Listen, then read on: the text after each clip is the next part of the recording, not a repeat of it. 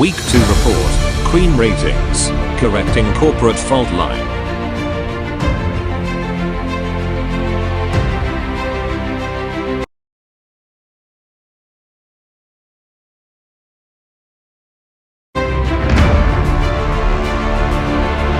Since I declared open, Cream Ratings Academy. My first week report had a very good response, mostly of companies and very many banking companies. This has been a very pleasant surprise. More than 475 responded within 24 hours. It's a good one. Here, this week I would like to expand on that and suggest this weekly report on Cream Ratings, correcting corporate fault line. Fault line is singular, not plural. So that would be my emphasis, and with which I hope to reach you, as to identify one big factor. You resolve that factor, you're through. All the fault lines automatically get corrected. So let me present briefly the architecture of Cream Ratings. On the global side, macro side, I have indicated the project seed, which is available in the several modules which I have brought it up in the Cream Ratings Academy. Project seed is social, environmental, economic development. The details of it you can definitely go through from the modules. The purpose of it is that the 17 SDGs are brought into focus, and 9 for social as per the 17 SDGs, 4 for the environmental, and 4 for the economic development factors which are indicated in the 17 SDGs. The purpose is to know that we have an overall umbrella with which we are able to identify the issue areas and address those issue areas comprehensively, and that's the purpose. Now, coming down to the micro level, take a particular company. They have about it's about process blocks of 170. Each is a different process block. It's an open-ended process block. Now, 170 process blocks are split into create a Cream report: corporate governance, risk management, earnings, accounting quality, and management quality. Earnings is the only one which is quantitative. The balance 4 are qualitative. The quantitative elements which we normally take into consideration by way of P&L and balance sheet is represented by 12 process blocks, which may have any number of sub-process blocks. The balance 158 are the qualitative elements of management, and that is fairly big. These are not quantitative. With the result, it is never measured, and they are the raw materials for the 12 quantitative elements, P&L and balance sheet. We don't measure the raw materials input. That's a fact. Now, this will be from the same project seed. As you see the project seed framework, if you come into the individual units, all are represented in a single company. For example, global committee for the health and wellness take into account 5 factors. Those 5 factors which were brought it out in these CREAM Academy, CREAM ratings, is to identify the individuals who are going to be benefited in social. So environmental is also identified within a company, and no doubt the earnings part of it. When you look at that 158 of non-quantitative elements of management, what we try to figure out is by exception. You will see that what I have described, knowledge is a goal of ethics. Knowledge is the ultimate factor. Do we get the knowledge out of this umbrella, 17 SDGs, Project C? Rules express the truth, which is the ethics, and justify the conduct. Rules are available, but we are not in a position to justify the conduct of whether the rules have been adhered to or not. Those rules are the 158 elements of management, qualitative elements of management. I mean the conduct. Rules are there that will be available in the part of the management quality. Whether it had been adhered to or not, how it is being justify the conduct of the individuals. That is the main criteria on which we approach, CREAM ratings approach. So when the project seed comes into the framework to your company, and the 170 process blocks are being measured, there is a measurement factor which are being brought into focus, is by my IPR, inactivity based cost management. Activity has got a cost incidence, whereas inactivity a cost consequence. Measure cost consequence now. That is a theme. When we try to do that, the cost of inaction has to be found out. When you look at the macro level of 17 SDGs, if you are in a, for example, if you take climate change, any person, a young girl can come and pull out something to shout at. Nothing is happening in climate change. That's not the way that we could figure out whether climate change is as part of one of the 17 SDGs or being done or not.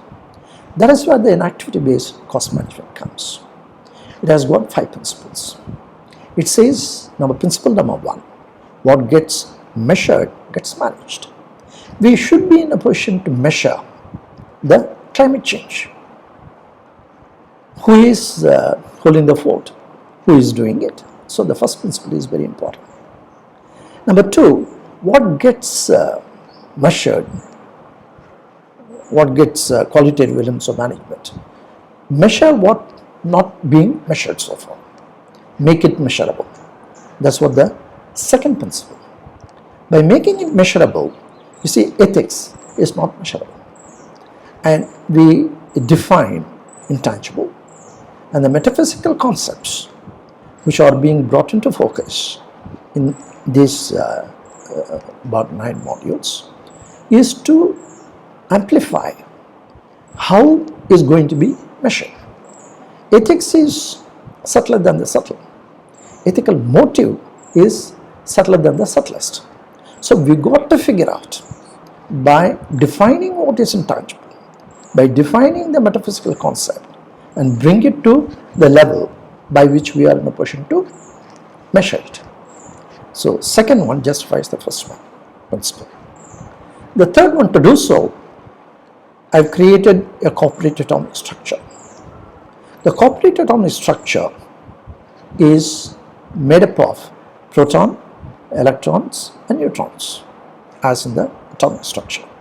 Protons are the policies, where electron is the practices led by CEO team, and the neutrons the society.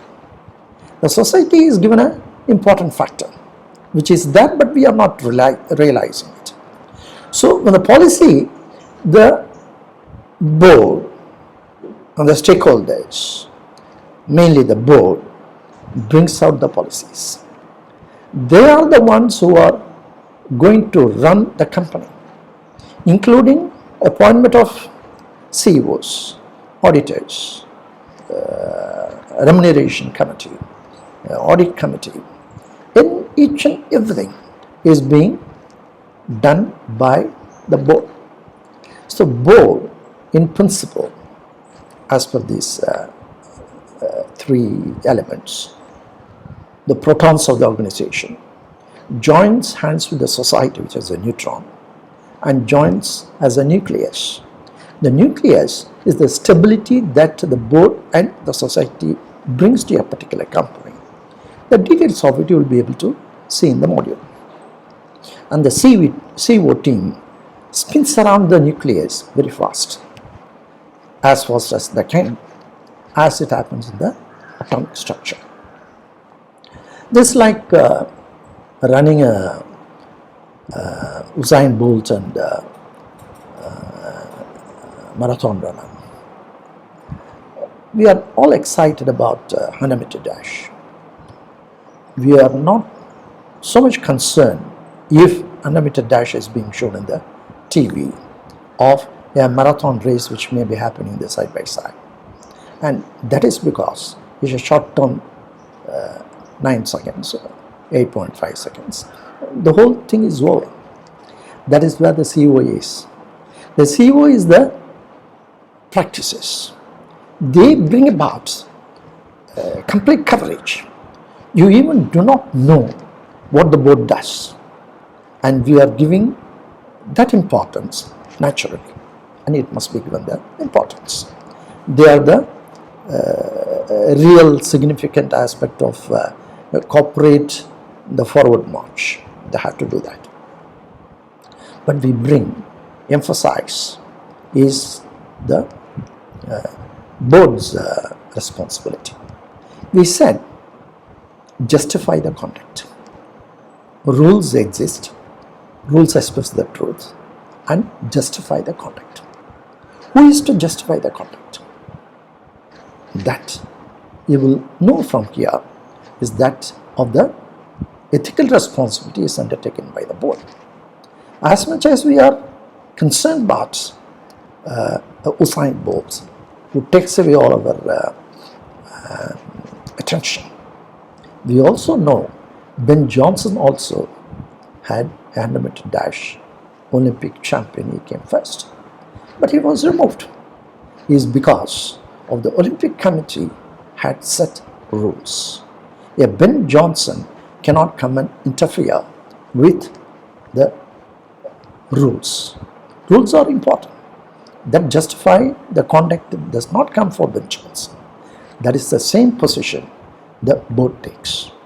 We have analyzed very many companies where there had been a Ben Johnson, but the board has not taken care of what they should do. And that is where the problem arises. That is the corporate atomic structure. To do so, the fourth principle is return on intangible. Intangible is a powerhouse.